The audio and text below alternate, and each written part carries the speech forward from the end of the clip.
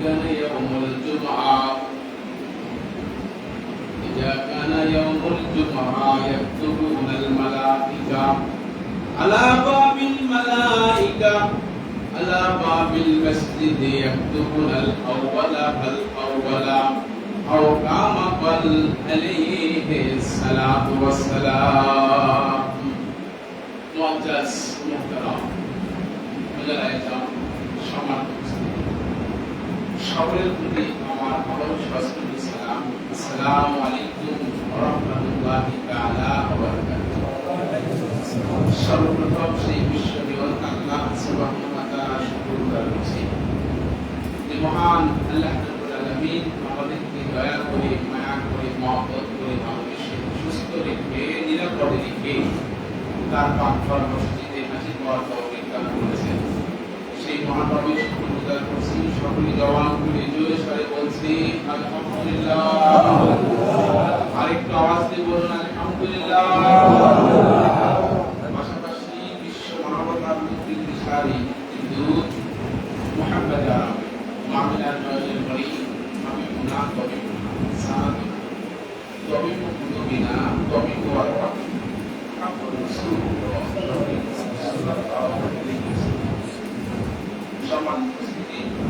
আমি আপনাদের সম্মুখে মহাগ্রন্থ কোরআনুল কারীমে সূরাতুল জুমআহ থেকে 9 এবং 10 নম্বর আয়াত তেলাওয়াত করেছি। মুফতি সাল্লাল্লাহু আলাইহি সাল্লামের ভাষণ হাদিসের মাঝখানে একখানা হাদিস লাগবে তেলাওয়াত করেছি। এর সহজ অর্থের মাধ্যমে আলোচনা শুরু করব ইনশাআল্লাহ। আজকে আমার বক্তব্যের মূল বিষয় হচ্ছে জুমার দিনের ফজিলত। আপনাদের সবাইকে নিয়ে আরেকবার তাওবা শুনতে ওয়াজ করতে চাই, কষ্ট হবে? হ্যাঁ, তেলাওয়াত করুন আউযু বিল্লাহি মিনাশ শাইতানির রাজীম বিসমিল্লাহির রাহমানির রহিম। বিতাড়িত করুন শয়তানের ওয়াসওয়াসা থেকে আল্লাহ তাআলা নিকট পাঠানো যায়। পরম করুণাময় আল্লাহ তাআলার নামে শুরু করছি।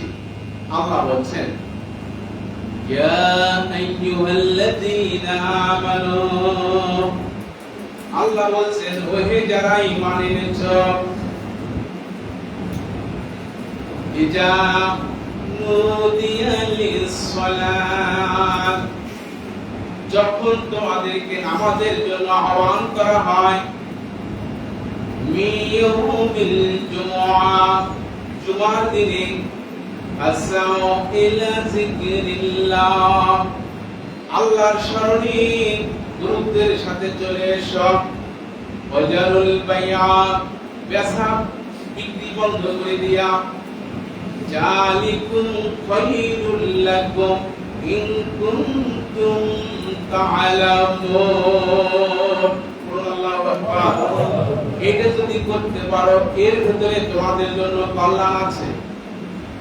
এরপর আল্লাহ বলছেন আইজা কুদিয়াতিস সালাতু ফান্তাশিরু ফিল আরদ, আল্লাহ বলছেন নামাজ শেষ, তোমরা দুনিয়ার কাজে ছড়িয়ে পড়ো, ফাবতাগু মিন ফাদলিল্লাহ, আল্লাহর রহমত পাওয়ার জন্য, ওয়াজকুরুল্লাহা কাসীরান লাআল্লাকুম তুফলিহুন, আর আল্লাহকে বেশি বেশি করে স্মরণ করিও, যদি করতে পারো তোমরা কামিয়াব হয়ে যাবে। বলেন সুবহানাল্লাহ। এই ছিল সূরাতুল জুমআহ 9 এবং 10 নম্বর আয়াতের অর্থ। আজ হাদিসটি পড়েছি, হাদিসটির অর্থ হচ্ছে ইজা কানা ইয়াউমুল জুমআহ, যেদিন জুমার দিন আসে, আজকে জুমার দিন না, নবীজি বলছেন যেদিন জুমার দিন আসে, ওয়াকাফাতিল মালায়েকা, ফেরেশতা দরজায় দাঁড়িয়ে যায়। বলেন সুবহানাল্লাহ। আলা বাবিল মসজিদি, মসজিদের দরজায় দাঁড়িয়ে যায়, ইয়াকতুবুনা, তারা লেখে, ইয়াকতুবুনাল আউওয়ালা ফাল আউওয়াল, কে কার পরে আসে, কে প্রথমে আসে, এরপরে কে আসে, এভাবে তারা নাম লিপিবদ্ধ করতে থাকে। ইমাম সাহেব যখন খুতবা শুরু করে দেন, তখন তারা সবকিছু গুটিয়ে খুতবা শ্রবণ শুরু করে দেন। বলেন সুবহানাল্লাহ। এই ছিল হাদিসটির সরল। আজকে আলোচনার মূল বিষয় কি? জুমার দিনের ফজিলত। সূরা জুমার উপরে আল্লাহ পাক প্রথমে ডাক দিয়েছেন দুনিয়াতে অনেক মানুষ আছে না? মুসলিম অমুসলিম মিলে, ইহুদি খ্রিস্টান মিলে অনেক মানুষ, 800 কোটি প্রায় মানুষ। তার মধ্যে মুসলিম প্রায় 300 কোটি। একক সংখ্যা গরিষ্ঠ হিসেবে মুসলিম পৃথিবীতে বেশি। তো আল্লাহ পাক অন্য কোনো মানুষগুলোকে ডাকেনি, আল্লাহ ডাকছেন আপনাদের মতো মানুষ যারা ঈমান এনেছেন। আল্লাহ বলেছেন ইয়া আইয়ুহাল্লাযীনা আমানু, ওহে যারা ঈমান এনেছো। ঈমানদারদেরকে ডাকছেন। ঈমানদার কারা? মুসলমানরা। মুসলমানরা তারা ঈমানদার। বলেন সুবহানাল্লাহ। আল্লাহ ডাকছেন ঈমানদারকে। কিভাবে ডাকে সাড়া দেবেন? স্যার যদি শিক্ষককে ডাকে সাড়া দেয়, জি স্যার, লাভবাহিক sir, attend sir, present sir. আল্লাহ ডাকছে আপনাকে, আপনি কিভাবে সাড়া দেবেন? এই কোরআনের ভিতরে আছে না নাই সেটার জবাব আল্লাহ বলছেন ওয়াইজা কুরিয়াল কুরআনু ফাসতামিউ আনসিতু লাআল্লাকুম তুরহামুন। আল্লাহু আকবার। আল্লাহর বান্দা যদি, আল্লাহ যখন ডাক দেন, আল্লাহর বান্দা ঈমানদার যদি চুপ করে নীরবে থেকে মানার ক্ষেত্রে মানি নেওয়ার জন্য চুপ করে শুনে, এটাই আল্লাহর নামে, এটা সাড়া দেওয়া, ডাকে সাড়া দেওয়া। বলেন সুবহানাল্লাহ। এই যে আপনারা উপস্থিত হয়েছে, এখন যে আলোচনাগুলো হবে, এই আলোচনাগুলো নীরবে থেকে, চুপ থেকে মানবেন, মনে করে মানবেন, কোনো মতানৈক্য সৃষ্টি করবেন না। মানার জন্য, তওবা করার জন্য, গুনাহ মাফের জন্য মানার ক্ষেত্রে যদি আপনি শোনেন আল্লাহ ডাকে, তাহলে আপনি সাড়া দেবেন।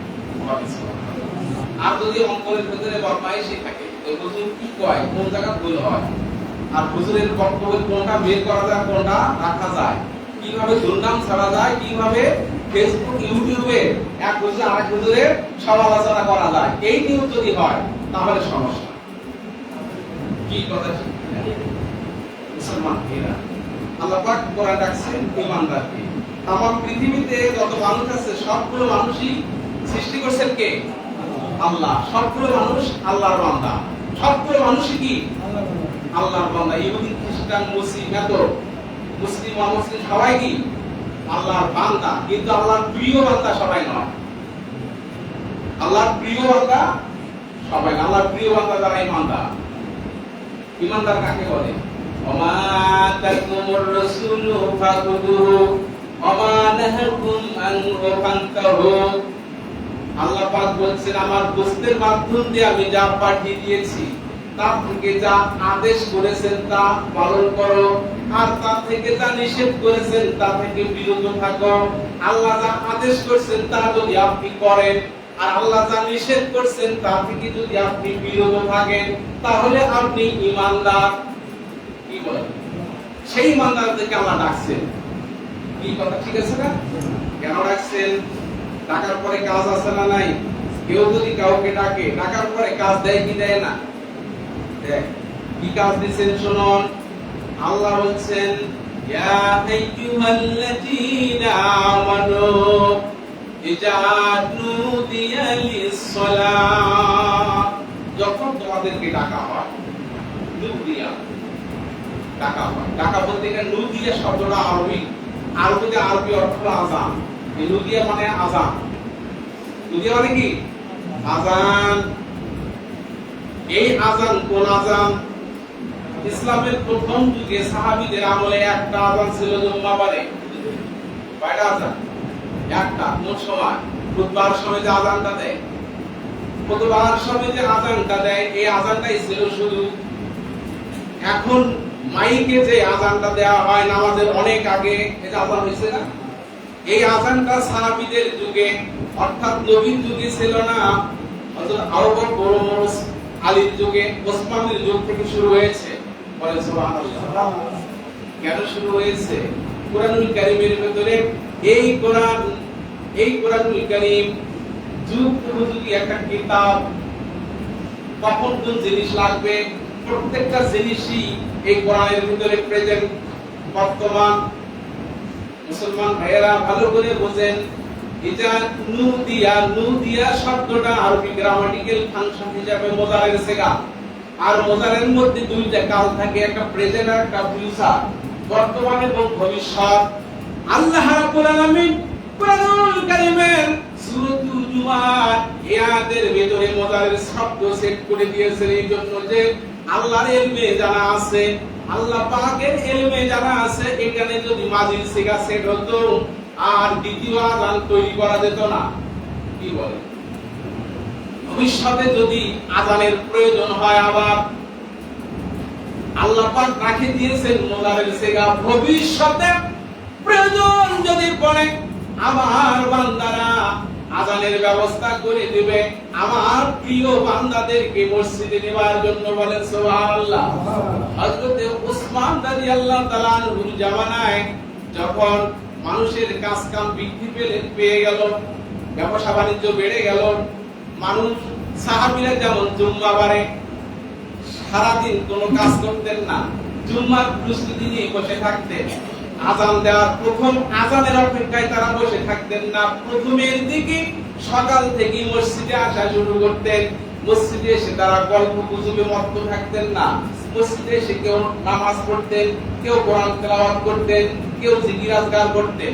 সাহাবীদের যুগ যখন চলে যায়, ওসমানের যুগে যখন মানুষের বিধি ব্যস্ততা বেড়ে যায়, হযরত ওসমান রাদিয়াল্লাহু তাআলা আনহু ওই সময় আযানের ব্যবস্থা করলেন। এখন যে আযানটা এখন মাইকে দেয়া হয়, এই আযানের ব্যবস্থা করলেন। আর তখন যত সাহাবী ছিলেন, কোন সাহাবী এই আযানটার বিরোধিতা করে নাই। কথা কি বুঝতে পারলাম? যে আপনি করলেন কেন? আল আযাতু তাবদিকুল খিলাফ, প্রয়োজনে কৌশল অবলম্বন করা ইসলামে জায়েজ আছে না নেই? আর আল্লাহ পাক কুরআনুল কারীমের ওই শব্দটা মুজারের সেট করেছেন এই জন্য যে আমার বান্দাদের ভবিষ্যতে আরেকটা আযানের দরকার আছে। এরপর আসেন আমি শাব্দিক অর্থ করে নিয়ে পরে ব্যাখ্যামূলক কিছু বলতেছি। ইজা নুদিয়া লিস-সালাত মিন ইয়াউমিল জুমআ, কোন দিন? জুমার দিন। জুমার দিন, এই জুমার দিনের মর্যাদা ছিল অনেক অনেক অনেক। কি কথা? এই জুমার দিনকে আল্লাহ রাব্বুল আলামিন তার বান্দাদের জন্য ঈদের দিন বানিয়ে দিয়েছেন। বলেন সুবহানাল্লাহ। কিসের দিন? ঈদের দিন। কিভাবে ঈদের দিন? হযরত জিবরাইল আলাইহিস সালাম প্রিয় নবীজির কাছে একদিন ওহী নিয়ে আসছেন। ওহী নিয়ে এসে আল্লাহর নবীর সামনে একটা কাচের ফলক রাখলেন, একটা আয়নার মতো জিনিস রাখলেন। বলেন সুবহানাল্লাহ। নবীজি আয়নাটুকু হাতে নিলেন, হাতে নিয়ে আয়নার ভিতরে একটা বিন্দু, একটা চিহ্ন দেখা পেলেন। বিশ্ব নবীজি বললেন, ইয়া জিবরাইল, এত স্পষ্ট কাচের ভিতরে একটা বিন্দু, একটা চিহ্ন, কালো দাগ দেখা যাচ্ছে, কারণটা কি? জিবরাইল আমিন বলেন যে এই কথাটা পরিচয় করে দেওয়ার জন্যই আল্লাহ আমাকে আপনার কাছে পাঠিয়েছে। বিশ্বনবী জনাবে মুহাম্মদ রাসূলুল্লাহ সাল্লাল্লাহু আলাইহি সাল্লাম প্রিয় নবীজি এই প্রশ্ন করার সাথে সাথে জিবরাইল আমিন বলতেছেন যে এই চিহ্নটাই হলো জুমার দিন।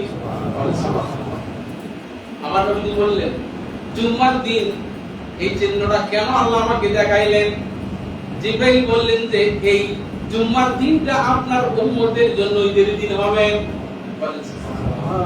এই জুমার দিনে আপনার উম্মতের ঈমানদার মুসলমানেরা সাপ্তাহিকভাবে তারা স্থান কাল পাত্র ভেদে এলাকা ভিত্তিক একত্রিত হয়ে যাবে। বলেন সুবহানাল্লাহ। সাপ্তাহিক একটা সম্মেলন তাদের হবে। তাদের ব্যক্তি জীবন, পারিবারিক জীবন, সামাজিক জীবন, রাষ্ট্রীয় জীবন আন্তর্জাতিক জীবন, এক কথায় রান্নাঘর থেকে পার্লামেন্ট পর্যন্ত কিভাবে তারা পরিচালনা করবে সে সিদ্ধান্ত তারা এই জুম্মাবারে মসজিদে বসে করতে পারবে। প্রিয় নবীজিকে জিবরাইল আমিন আরো বললেন, হে আল্লাহ রাসূল, এই জুম্মার দিনটা এমন একটা মুহূর্ত আছে, সেই মুহূর্তে আল্লাহর প্রিয় বান্দারা, ঈমানদারেরা যদি তার কোন দোয়া আল্লাহর কাছে করে আর সেই দোয়াটা যদি তার জন্য কল্যাণকর হয়, আল্লাহ পাক সেই দোয়াটা জুমার দিনে কবুল করেন। বলেন সুবহানাল্লাহ। জুমার দিনে আল্লাহর বান্দারা যদি দোয়া করে, 48টি মত আছে, তার মধ্যে একটা প্রসিদ্ধ মত হলো জুমার নামাজের পরেই সেই দোয়ার সময়টা কবুল হয়ে যায়। বলেন সুবহানাল্লাহ। যদি কল্যাণকর হয় আল্লাহ তাৎক্ষণিক কবুল করে দেয়, আর যদি অকল্যাণ হয় আল্লাহ পাক তার পরিবর্তে তার জন্য উন্নত মানের বাজেট রেখে দেন। বলেন সুবহানাল্লাহ। মুসলমান ভাইরা, এরপরে নবীজিকে জিবরাইল আমিন বললেন, হে আল্লাহর নবী, এই দিন থেকে আল্লাহ রাব্বুল আলামিন ইহুদিদেরকে বলেছিলেন যে জুম্মার দিনটা তোমাদের জন্য উৎকৃষ্ট কল্যাণকর দিন। সাপ্তাহিক ভাবে 7টা দিনের ভিতরে শ্রেষ্ঠ দিন সাইয়্যিদুল আইয়াম হলো জুম্মার দিন। ইহুদিরা মানতে পারে নাই, মানছে নাকি? ইহুদিরা সোমবার মানে শনিবার সাইয়্যিদুল আইয়াম, আর আল্লাহ বলেন যে সাইয়্যিদুল আইয়াম হলো জুম্মার দিন। বলেন সুবহানাল্লাহ। ইহুদিরা শনিবারকে সাইয়্যিদুল আইয়াম মেনেছে, আর খ্রিস্টানদেরকেও বলা হয়েছিল যে জুম্মার দিন হলো সাইয়্যিদুল আইয়াম, তারা মানতে পারে নাই, কারণ রবিবারকে মেনেছে। মহান রব পরওয়ারদিগারে আলম, যিনি রহমান, যিনি রহিম, যিনি গাফুর, যিনি গফফার, আমার প্রিয় নবীর ওসিলায় আমাদের মুসলমানদের জন্য, বিশ্ব নবীর উম্মতের জন্য জুম্মার দিনকে সাইয়্যিদুল আইয়াম বানিয়ে দিয়েছেন। বলেন সুবহানাল্লাহ। এই জুম্মার দিন সপ্তাহের ভিতরে শ্রেষ্ঠ দিন। কি কথা ঠিক না মুসলমান ভাইরা? এই জুম্মার দিনের মর্যাদা ফজিলত অনেক অনেক অনেক। এই জুম্মার দিনের মর্যাদা ফজিলত পাইতে গেলে হাদিস তো আলা আছে, আপনাদের একটা হাদিস জানা আছে, আমি একটু আগে তেলাওয়াত করেছি। হাদিসটির অর্থটা বলছি যে জুম্মার দিন আসলে ফেরেশতারা দরজায় দাঁড়িয়ে যায়। বলেন সুবহানাল্লাহ। দরজায় দাঁড়িয়ে গিয়ে তারা নাম লিপিবদ্ধ করতে থাকে, কে প্রথমে এসেছে। যে প্রথমে জুম্মায় আসবে সে ব্যক্তির জন্য আল্লাহ রাসূল বলেছেন যে একটা উট কুরবানি করলে যে সওয়াব, সে সওয়াব তার আমলনামায় দেওয়া হয়। এরপর যে আসবে একটা গরু কুরবানি করলে যে সওয়াব তার আমলনামায় দেওয়া হয়। এরপর যে আসবে একটা বকরি কুরবানি করলে যে সওয়াব। এরপর যে আসবে একটা মুরগি সাদাকা করলে যে সওয়াব। এরপর যে আসবে একটা ডিম সাদাকা করলে যে সওয়াব। হাদিসে আছে না নাই? হাদিসে আছে। জুম্মার দিনের অনেক মর্যাদা, অনেক ফজিলত। এই জুম্মার দিনে আমাদের বংশ থেকে কত মানুষ কবরের জগতে শুয়ে আছে, আছে না নাই? আমাদের দাদা, তার বাবা, তার বাবা, এইভাবে করে অনেক মানুষ কবরের জগতে শুয়ে আছে। এই জুম্মার রাতে মর্যাদাটা কত গুরুত্বপূর্ণ আপনাদেরকে একটু জানাতে চাই। শুনবেন সবাই তো ইনশাআল্লাহ? এগুলো জুম্মার দিন সম্পর্কে কিছু কথা বলতে হয় মাঝে সাথে। কি কথা ঠিক কিনা? আমাদের ভবিষ্যৎ প্রজন্ম সামনে আসতেছে, তাদেরকে আমরা এগুলো ব্যাপারে উপলব্ধি করবো, এবং অতীতে যারা চলে গেছেন, কবরের জগতে যারা আছেন, তাদের জন্য আমরা কি করব এই জুম্মার দিনের ভিতরে রয়ে গেছে। তার প্রমাণ হচ্ছে, শুনুন, একজন খুব মাহের আলেম, তার নাম সালেম মুররি। নাম কি? সালেম মুররি। উনি ফজরের নামাজ আদায় করার জন্য ওনার গ্রামের মসজিদে যাচ্ছেন। সেই দিন একটু অনেক রাতে গেছেন, রাত 3টায়, এখনো মুয়াজ্জিন আসে নাই, মসজিদে আযান হয় নাই।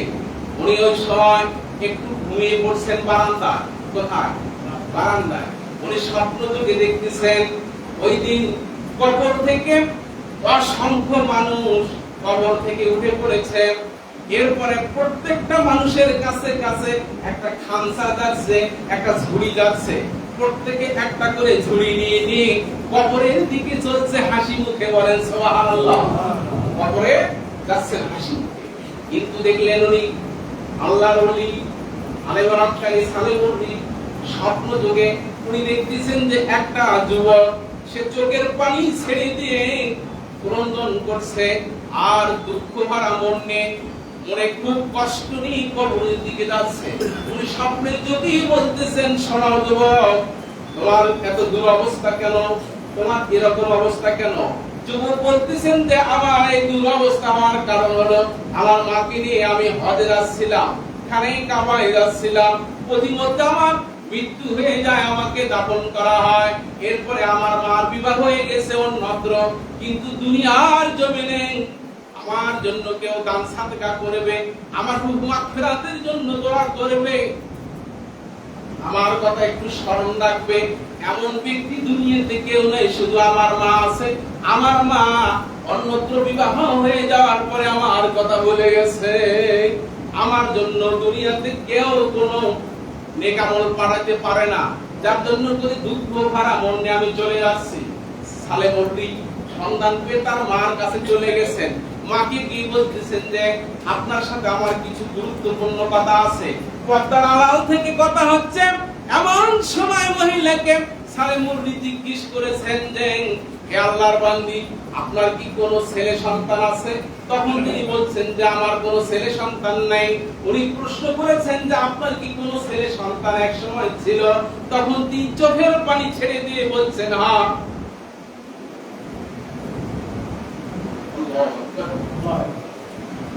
চোখের পানি ছেড়ে দিয়ে বলছেন যে হ্যাঁ, আমার একটা ছেলে সন্তান ছিল, আমার ছেলেটা মৃত্যুবরণ করে আমি দাফন করে দিয়েছি। সালেমুদ্দি বলেন, সন্তানটার নাম কি ভুলে গেছেন? মন থেকে কি মুছে গেছে নাকি? মার কি মুছে যায় নাকি?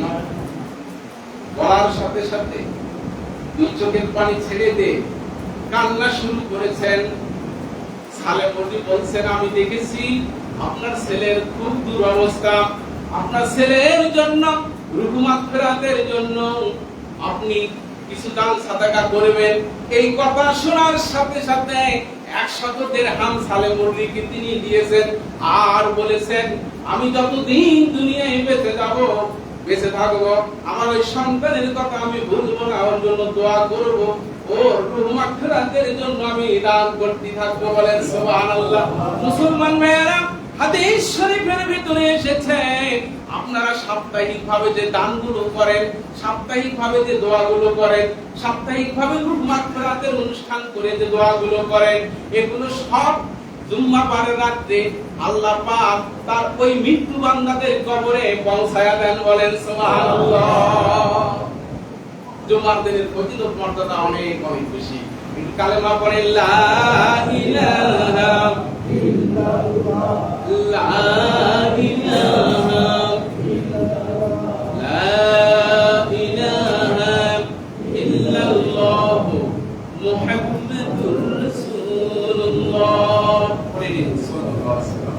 এতক্ষণ পর্যন্ত ঈমানদারদের উপর দুই চারটা কথা বলছি, এরপরে কথা বলছি নদিয়া শব্দটা নিয়ে, আযান কোনটা, এরপরে জুমার দিনের উপর দুই চারটা কথা বললাম।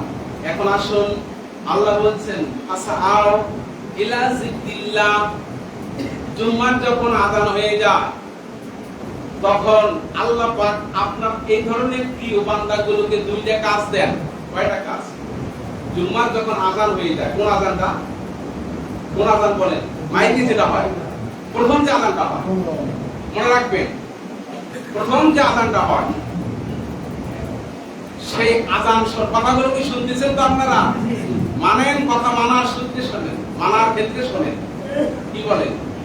প্রথম যখন আযানটা হয়, এই আযানটা হওয়ার সাথে সাথে আল্লাহ বলছেন যে গুরুত্বের সাথে মসজিদ পানে ছুটে আসো। বলেন সুবহানাল্লাহ। কিন্তু আযান হয়ে যায়, এখন পর্যন্ত অনেকেই আছে গোসলই করেনি, আছে না নাই? প্রস্তুতিই নেই। এই কোরআনুল কারীমের এই আয়াতটা যদি আপনি আপনার জীবনে আমল করতে পারেন, তাহলে আপনার ভাগ্যের চাকা ঘুরে গেল, আপনি জান্নাতের অধিবাসী হয়ে গেলেন। সুবহানাল্লাহ।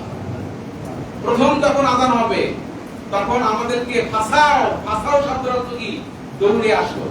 দৌড়ার অর্থ কি? দৌড়ে নবী আরেক হাদিসে বলতেন, দৌড়াদৌড়ি করে নামাজে যেতে হবে না, দৌড়াদৌড়ি করার কথা নাই। ঠিক আছে? ফাসাও শব্দের অর্থ হলো ভদ্রতার সাথে, বিনয়ের সাথে, গাম্ভীর্যতার সাথে, সততার সাথে, নিষ্ঠার সাথে, মানুষের কোনো ক্ষতি না করে, মানুষের কল্যাণমূলক চিন্তা চেতনা নিয়ে ভদ্রতার সাথে মসজিদে গুরুত্ব সহকারে আযানের সাথে সাথে চলে আসো, অথবা আযানের আগে চলে আসো, এই কথা বোঝানো হয়েছে। কথা কি বুঝতে পারলাম? এক নম্বর কি, গুরুত্বের সাথে আসতে হবে। আর দুই নম্বর, জানুল বাইয়া, বিক্রি বন্ধ করা লাগবে। বিক্রি, তাহলে আর চাপটা কার উপর বেশি গেল? যারা দোকানদার, কি বলে, যারা ব্যবসায়ী মানুষ, যারা কোনো মাল বিক্রি করতে আসছেন, তাদের উপরে চাপটা বেশি গেল। গেল কি গেল না? মুসলমান ভাইয়েরা, আল্লাহ বলছেন যে ওয়াজারুল বাইয়া, বেচা বিক্রি বন্ধ করে দাও। কোন সময়? ওই প্রথম আযানে। প্রথম আযান শোনার সাথে সাথে আপনার দোকান বন্ধ। যদি আপনি ইমানদার হয়ে থাকেন, আপনার বেচা বিক্রি সব বন্ধ। কে বলছে কথা? আল্লাহ বলছে। আপনারা অনেকে জ্ঞানী মানুষ হয়তো বলবেন যে হুজুর বেচা বিক্রি বন্ধ, আপনি তো বক্তব্য দিচ্ছেন, কমপক্ষে 30, 40, 45 মিনিট আপনার বিক্রি করলে 10, 15,000, 20,000 কিছু টাকা আমরা লাভ করতে পারতাম। আমাদের লস, আমরা বিক্রি করে একটু আসি। এটা অনেকেই মনে করতেছে কিন্তু যে হুজুর কয় কি রে, আমি 30 মিনিট যদি বিক্রি করি আমার দোকানে কমপক্ষে 50,000 টাকা লাভ হবে, আমি এখনই যাব? হুজুর যখন নামাজ শুরু করবে তখন আমি যাব। মুসলমান ভাইরা খুব ভালো করে বোঝেন, বোঝানোর জন্য বলছি। তাহলে আপনি দেখতেছেন 10,000, 20,000, 50,000 লাভ দেখতেছেন, এই দুনিয়ার লাভ কিন্তু লাভ নয়। এই দুনিয়া ক্ষণস্থায়ী। কয়দিনের দুনিয়া? 70, 50, 50, 60, 70, 100 বছরের জিন্দেগি। এমন এক জিন্দেগি আমাদের সামনে আসতেছে যে জিন্দেগির শেষ নাই। সেই জায়গায় যদি একটা এরকম জুম্মা কবুল হয়, আপনার চাকা, ভাগ্যের চাকা ঘুরে গেল। কি কথা ঠিক কি না? আর আল্লাহর নবীর সাহাবীরা জুম্মা বারের দিনে আগে দোকান খুলতেন না, জুম্মার নামাজের পরে দোকান খুলতেন। আল্লাহর নবীর এক সাহাবী, তার নাম আনসার বিন মালিক রাদিয়াল্লাহু তাআলা আনহু, তিনি বড় ব্যবসায়ী ছিলেন, অনেক অর্থের মালিক ছিলেন। তিনি বলেন, জুম্মার দিনে আমি আগে দোকান খুলতাম না, জুম্মার নামাজ শেষ এরপরে যখন আমি বাসায় ফিরতাম তখন আমি দোকান খুলতাম। সপ্তাহে যত বিক্রি করতাম, এই জুম্মার নামাজের পরে আমি যখন বিক্রি করে শুরু করে দেই, আমার দ্বিগুণ বেচা হয়ে যায়। বলেন সুবহানাল্লাহ।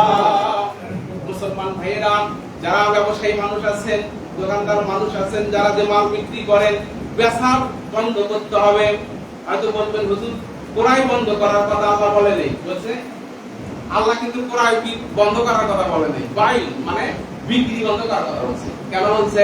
বিক্রি বন্ধ হলে ক্রেতা জানে ওখানে যায় লাভ নেই। ধরেন আমাদের চত্র বন্দরে অনেক ব্যবসায়ী আছে, আছে না? অনেক বড় বড় ব্যবসায়ী আছে। ধরেন আপনি একটা ভুজির বস্তা কিনবেন, এক দোকানে যাবেন, ঘড়িতে দেখতেছেন বা টাইম টেবিল দেখতেছেন, ফোনে দেখতেছেন যে এখন 1টা থেকে 1:30 বাজে, এর ভেতরে আর দোকান খোলা নাই, বন্ধ। আপনি কি আসবেন? আসবেন না। ব্যবসা বন্ধ, ক্রেতাও বন্ধ। কি কথা ঠিক কি না? সুতরাং জুম্মার নামাজের আযান হলে আযানের আগে দুইটা কাজ। একটা হলো গুরুত্বের সাথে আগে আগে মসজিদে আসা লাগবে, আর একটা হলো বেচা বিক্রি বন্ধ করে দেওয়া লাগবে। এই দুইটা কাজ। এরপরে আসুন, যখন আপনার জুম্মার নামাজ শেষ হয়ে যাবে, শেষ হবে না, এখন শেষ হয়ে যাবে, ফাইদা কুদিয়াতিস সালাতু ফান্তাশিরু ফিল আরদ, জুম্মার নামাজ শেষ। এরপর আল্লাহ দুইটা কাজ দিয়েছে ইমানদারকে। কয়টা কাজ? দুইটা কাজ। একটা কাজ হলো ফাইদা কুদিয়াতিস সালাত ফান্তাশিরু ফিল আরদ, জমিনে ছড়িয়ে পড়ো। কে কোথায় কাজ করো সেখানে চলে যাও, যে মাঠে কাজ করো সেখানে যাও, যে দোকানে কাজ করো সেখানে চলে যাও, যে অফিস আদালতে কাজ করো সেখানে যাও, যে সরকারি কাজে নিয়োজিত সেখানে চলে যাও। আল্লাহ বলছেন সেখানে গিয়ে কাজ করো, ওয়াজকুরুল্লাহ, আমার কথা স্মরণ রাখো। কি কথা ঠিক কিনা? আপনি পান বিক্রি করতে আসছেন, পান দেখতে উদাহরণ দেই, এটা যে উদাহরণ দেওয়ার পিছনে একটা কারণ আছে, আছে না নাই? কারণটা কি? আপনারা যারা পান কেনেন, জীবনে কোনোদিন পানের বেড়ে বেড়ে বলেন না, পানের বেড়ে হাতে নিয়ে গুনছেন নাকি? গুনছেন? 10 ঘন্টায় হাত বেড়ে, 20 ঘন্টায় এক বেড়ে, জীবনেও গণেন নাই, গুনছেন নাকি? যে গনে দেয় সেই হলো 1 নম্বর লোক। যে লোকটা গনে দিবে, গনে গনে বেড়া বানাইছে, ওই লোকটা পানের দাম যখন বৃদ্ধি হয়ে গেছে, 2টা 3টা 4টা পান টান দিয়া আরেকটা বেড়া তৈরি করে রাখলো, আপনাকে ঠকাইলো কি ঠকাইলো না বলুন? এই জিনিসটা কে দেখছে? কে দেখছে? আল্লাহ। আল্লাহ বলতেছেন নামাজ শেষ, তুমি ইমানদার, তুমি জমিনে সরে পড়বে, তোমার কাজে চলে যাবে, তুমি পান বিক্রি করবে, সাবধান, তোমার পানের ভিতরে যেন 80টা পান থাকে। কি বলে? তোমার পানের ভিতরে 80টা পানি যেন থাকে। তুমি দুধ বিক্রি করতে আসছো বাজারে, সাবধান, আযকুরুল্লাহ, আমাকে স্মরণ করো। তুমি এখনই তোমার নামাজ পড়লা, তুমি সপ্তাহে যত দুধ বিক্রি করবা, খবরদার কোনো পানি দিবা না। কি বলে? খবরদার কোনো পানি দিবা না। এরপর আল্লাহ বলেন, যখন তুমি সরকারি মাল বন্টন করতে যাবা, দুস্থ মাতার কার্ড দিচ্ছ, বয়স্ক মাতার কার্ড দিচ্ছ, রিলিফ দিচ্ছ, সাবধান, কারো টোকন চুরি করে নিজের করে নিবা না। যারা গরিব, গরিবের মাঝে সুষ্ঠু বন্টন করবা। যদি না করো, আযকুরুল্লাহ, আমাকে তুমি স্মরণ করো নাই, আর আমিও তোমাকে কোরআনে ডাকি নাই, তুমি ইমানদার হতে পারো নাই। খারাপ লাগছে? একটু জীবনের সাথে মিলাই দেই, শুনুন। মুসলমানেরা একটু কালেমা পড়ুন, লা ইলাহা লা ইলাহা